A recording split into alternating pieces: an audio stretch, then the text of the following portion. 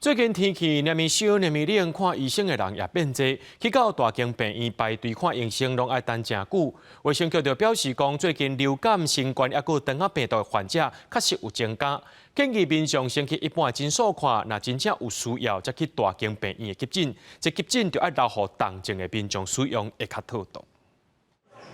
病院内无论是挂号也是领药的人，拢考出近来天气一下寒一下热，这嘛造成较高发生心血管疾病、甲病毒传染的情形。根据卫福部疾管署上新的资料，全国过着血液的人数确实有咧增加。致使真侪人走去挂急诊，有不少民众反映，最近台南各大病院的急诊定有塌掉的情形，互因真困扰。检查好的时阵，阮就送过等待室呀，等待室伊爱等有房间，上急诊嘛是爱等啊。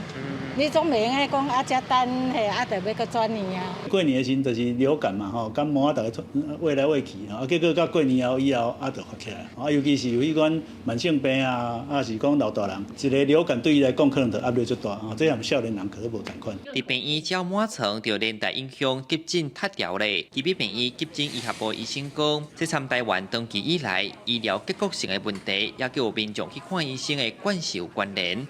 即阵卫生局建议民众先去基层诊所看诊，若有需要再去急诊。另外，伊嘛设一个急诊查询专区，通互民众掌握急诊量人的状况。这些医疗资源是留给一些更重症的病人，或者是更需要医疗的需求的一个病人来使用这样子。那再来的话，政府面的话可以帮忙的话，就是可以把一些医疗用车或者是一些健保的一些制度的话，去做更提升跟改善。10家急救责任医院及时的监测讯息置于卫生局的一个网站首页。